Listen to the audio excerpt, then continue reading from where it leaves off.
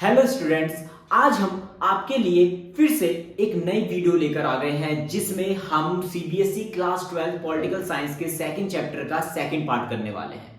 इससे पहले हमने इस चैप्टर का एक पार्ट कर रखा है जिसमें हमने 3 टॉपिक्स को कवर किया था, जिसमें जो हमारा पहला टॉपिक था वो था कि दो ध्रुवीयता क्या होती है, मींस बाइपोलैरिटी किसे कहते हैं। जिसके बाद हमने दूसरा टॉपिक देखा था जिसका नाम था कि सोवियत प्रणाली से आप क्या समझते हैं, मींस कि जो सोवियत सिस्टम था वो क्या था।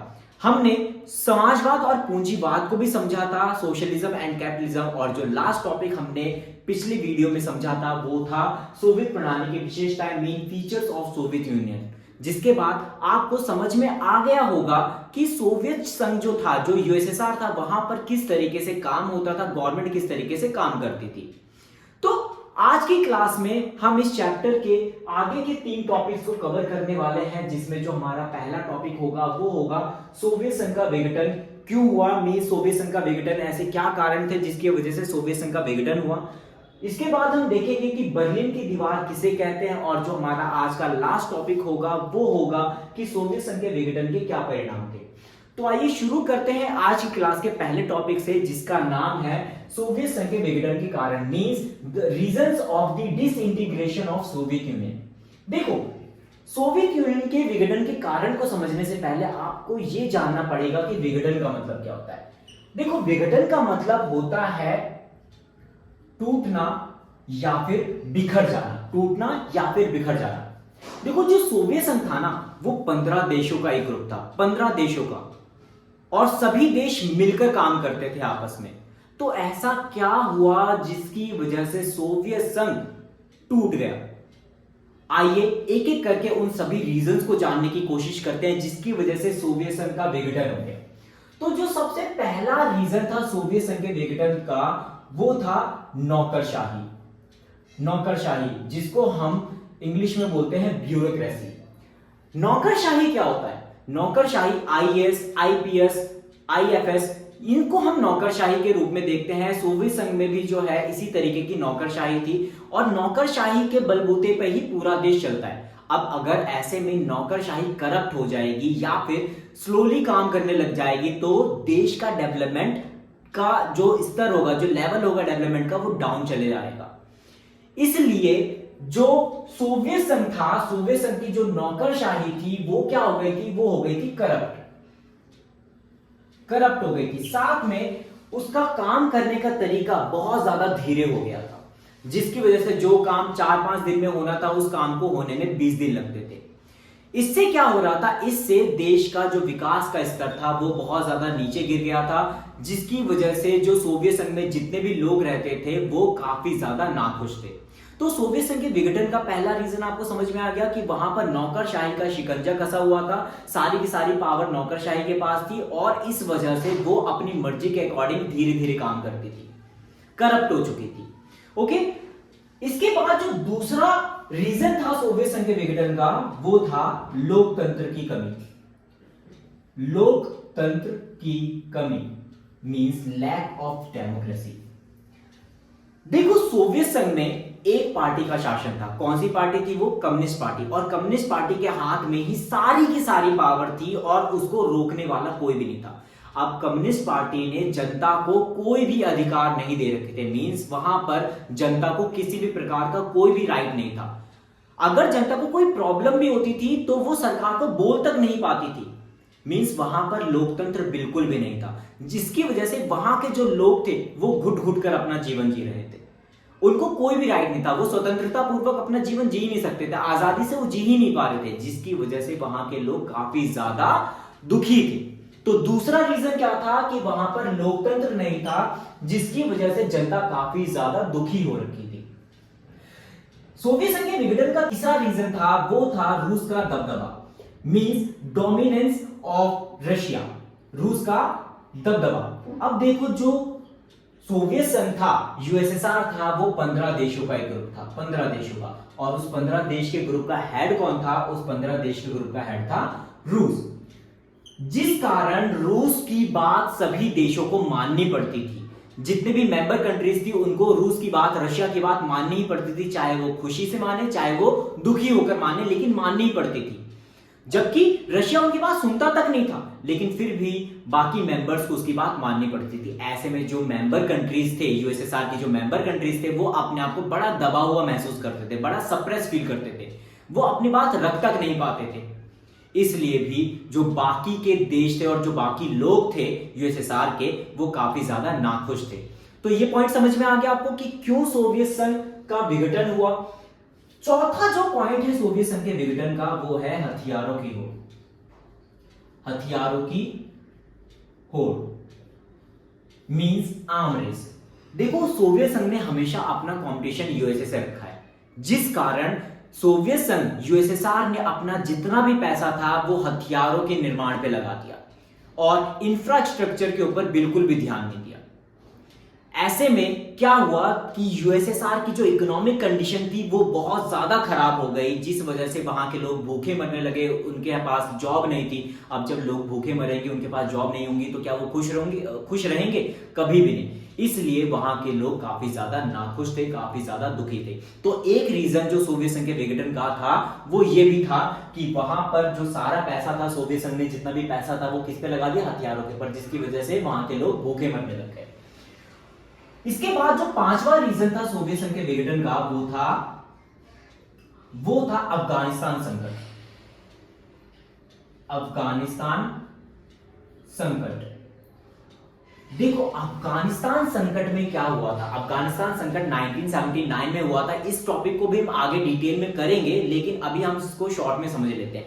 अफगानिस्तान संकट में जब यूएसएसआर ने अपनी सेना भेजी अफगानिस्तान में, तो वहां पर इसका जो बचा हुआ पैसा था वो भी खर्च हो गया, क्योंकि जब युद्ध होता है तो युद्ध में पैसा लगता है, सेना लगती है, हथियार लगते हैं, बहुत कुछ लगता है। तो जो वैसे ही इसकी इकोनॉमिक कंडीशन ठीक नहीं थी, और अफगानिस्तान के संकट के बाद इसकी इकोनॉमिक कंडीशन बिल्कुल खराब हो गई, चरमरा गई। अब ऐसी सिचुएशन आ गई थी कि जो इसके मेंबर कंट्रीज थे, बस उनको मौका मिल जाए और वो सोवियत संघ से अलग हो जाए, लेकिन अभी उनको ऐसा मौका नहीं मिल रहा था। लेकिन इनको जल्दी ही ऐसा मौका मिला। कब? जब मिखाइल गोर्बाचेव ने सोवियत संघ की सत्ता को संभाला। ठीक है, तो सबसे बड़ा रीजन जिसकी वजह से सोवियत संघ का विघटन हुआ वो था मिखाइल गोर्बाचेव और उसकी नीतियां। गोर्बाचेव की नीतियां, पॉलिसी ऑफ मिखाइल गोर्बाचेव। देखो, हुआ क्या कि जैसे ही मिखाइल गोर्बाचेव ने सोवियत संघ की सत्ता अपने हाथ में ली, उसने वहां पर लोकतंत्र की स्थापना कर दी। अभी तक सोवियत संघ में लोकतंत्र नहीं था, अधिकार नहीं थे। जैसे ही सोवियत संघ में लोकतंत्र की स्थापना हुई, जनता को, वहां की जितनी भी मेंबर कंट्रीज थी, उनको एक ऑप्शन मिल गया कि अब वो अलग हो सकते थे। और इसकी शुरुआत हमें सबसे पहले कहां देखने को मिली? इसकी शुरुआत देखने को मिली जर्मनी से। अब ये जर्मनी की कहानी क्या थी, इसको देखते हैं। देखो, 1961 में जर्मनी को दो हिस्सों में बांट दिया गया था, दो पार्ट में डिवाइड कर दिया गया था। उसके बीच में एक दीवार बना दी गई थी जिसका नाम था बर्लिन की दीवार। बर्लिन की दीवार, बर्लिन वॉल। अब ये जो वॉल थी, इसने जर्मनी को दो भाग में बांट दिया, दो हिस्सों में बांट दिया था। एक हिस्सा था पूर्वी जर्मनी का और एक हिस्सा था पश्चिमी, मींस ईस्टर्न एंड वेस्टर्न। जो पूर्वी जर्मनी था वो यूएसएसआर के ग्रुप में था और जो पश्चिमी जर्मनी था वो यूएसए के ग्रुप में था। इतना समझ में आ गया? जैसे ही मिखाइल गोर्बाचेव ने लोकतंत्र की स्थापना की, यहां के लोगों का गुस्सा जो भरा हुआ था वो फूट पड़ा। उन्होंने क्या किया?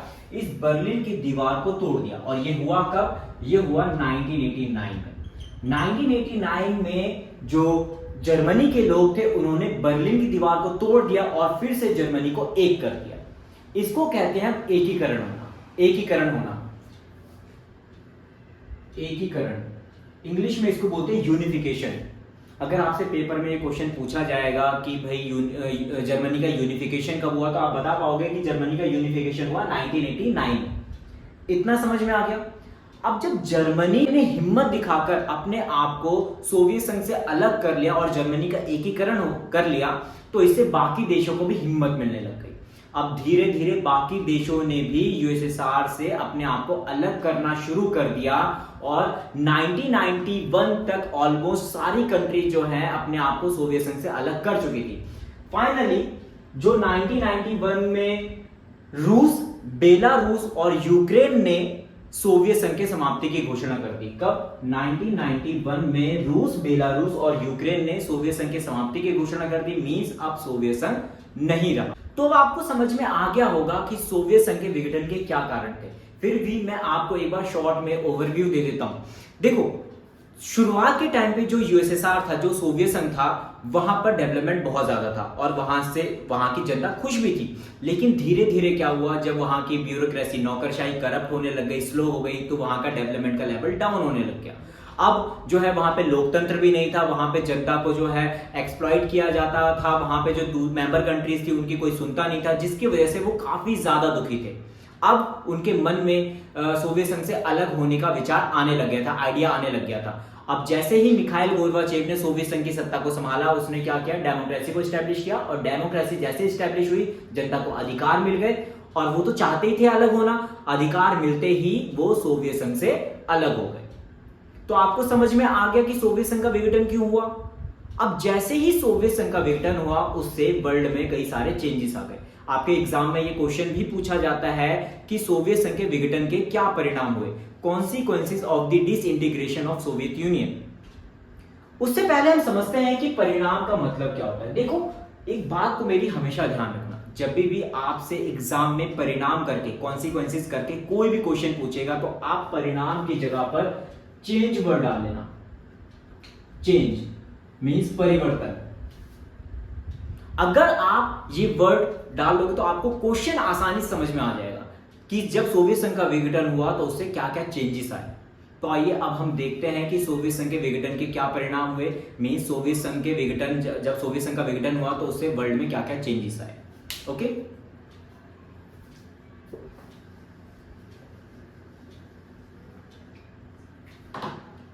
तो जब सोवियत संघ का विघटन हुआ तो उससे सबसे पहला जो चेंज देखने को मिला, जो सबसे पहला परिणाम था उसका, वो था शीत युद्ध का अंत। शीत युद्ध का अंत। देखो, शीत युद्ध जो था वो यूएसए और यूएसएसआर के बीच में चल रहा था, लेकिन 1991 में यूएसएसआर क्या हो गया, वो टूट गया। अब जब यूएसएसआर ही टूट गया तो जो शीत युद्ध था वो भी खत्म हो गया। अब शीत युद्ध चलेगा किसके साथ, यूएसएसआर तो खत्म ही हो गया ना। तो जैसे ही सोवियत संघ का विघटन हुआ, सोवियत संघ के विघटन के साथ में ही सबसे पहला चेंज क्या हुआ कि ये जो कोल्ड वॉर चल रहा था लगभग 45 सालों से, वो भी समाप्त हो गया। तो पहला तुम्हें चेंज समझ में आ गया। दूसरा चेंज क्या हुआ, अमेरिका महाशक्ति बन गया। ठीक है, अमेरिका सुपर पावर बन गया। क्यों? क्योंकि अब देखो, अभी तक तो उसको यूएसएसआर टक्कर दे रहा था, लेकिन अब यूएसएसआर खत्म हो गया तो अब पूरे वर्ल्ड में केवल अमेरिका ही बचा था और कोई भी ऐसी कंट्री नहीं थी जो अब अमेरिका को टक्कर दे सकती थी। ठीक है, ये जो बायपोलैरिटी थी ना वो खत्म हो गई और किस में कन्वर्ट हो गई, ठीक है, सिंगल पोलैरिटी। मतलब अब जो है एक ध्रुवीय विश्व हो गया था। इतना समझ में आ गया। तो दूसरा जो परिणाम हुआ वो क्या हुआ कि सोवियत संघ के विघटन के साथ में ही अमेरिका एकल शक्ति के रूप में विश्व में स्थापित हो गया। अब जो है बायपोलैरिटी खत्म हो गई, अब जो है सिर्फ एक ध्रुवीय विश्व रह गया था। पूरे विश्व में सिर्फ एक ही शक्ति, वो कौन थी, अमेरिका। अमेरिका की जीत हो गई। तीसरा जो परिणाम हमें देखने को मिला सोवियत संघ के विघटन का, वो था CIS की स्थापना। देखो, सोवियत संघ का विघटन होते ही दिसंबर 1991 में 12 कंट्रीज ने मिलकर CIS की स्थापना कर ली। इसकी फुल फॉर्म क्या होती है, Commonwealth of independent state. Commonwealth of independent state. CIS में लगभग वही देश थे जो सोवियत संघ में थे, लेकिन उन्होंने अपना एक अलग ग्रुप बना लिया, CIS। कब बना ये, 1991 में बना CIS। ठीक है, और जब ये बनाया गया तो इसमें 12 कंट्रीज थी। अब प्रेजेंट टाइम में इसमें 9 कंट्रीज रह गई है। तो सोवियत संघ के विघटन के बाद CIS की स्थापना हुई, ये भी एक चेंज देखने को मिला। और एक और जो चेंज देखने को मिला, क्या, नव राष्ट्रों का उदय, नव राष्ट्रों का उदय मींस इमर्जिंग न्यू कंट्रीज। जैसे सोवियत संघ का विघटन हुआ तो सोवियत संघ से अलग होकर उन्होंने क्या किया, अपना एक नया राष्ट्र बनाना शुरू कर दिया, जिससे विश्व में नए नए देश उभर कर सामने आने लगे। तो आपको समझ में आ गया कि जब सोवियत संघ का विघटन हुआ तो सोवियत संघ के विघटन के बाद क्या क्या चेंजेस आए, क्या क्या चेंजेस आए। जैसे ही सोवियत संघ का विघटन हुआ, जो कोल्ड वॉर था वो खत्म हो गया, जो शीत युद्ध था वो खत्म हो गया। पूरे वर्ल्ड में सिर्फ अब एक ही महाशक्ति रह गई थी, एक ही सुपर पावर कंट्री रह गई थी, वो थी अमेरिका। अमेरिका की जीत हुई और उसके बाद क्या हुआ, सीआईएस की स्थापना हुई 1991 में। और फाइनली जो है वहां पर बहुत सारे वर्ल्ड में बहुत सारे न्यू कंट्रीज हमें देखने को मिली, बहुत सारी इमर्जिंग कंट्रीज आई सामने। तो मैं उम्मीद करता हूं आपको आज के तीनों टॉपिक अच्छे से समझ में आ गए होंगे। आपको जो है ये भी समझ में आ गया होगा कि सोवियत संघ का विघटन क्यों हुआ, उसके रीजंस क्या थे, means reasons of the disintegration of Soviet union. आपको ये भी समझ में आ गया होगा कि जो बर्लिन की दीवार थी उसका रोल क्या था यहाँ पर। आपको साथ में ये भी समझ में आ गया होगा कि जो सोवियत संघ का विघटन हुआ, जब यूएसएसआर जो है उसका डिसइंटीग्रेशन हुआ, तो उसके क्या क्या परिणाम, क्या क्या चेंजेस हमें वर्ल्ड में देखने को मिले। तो आज के इन्हीं टॉपिक के साथ में आज की वीडियो होती है खत्म। मिलते हैं नेक्स्ट वीडियो में नए टॉपिक के साथ में, तब तक जुड़े रहिए हमारे चैनल के साथ में। Thank you.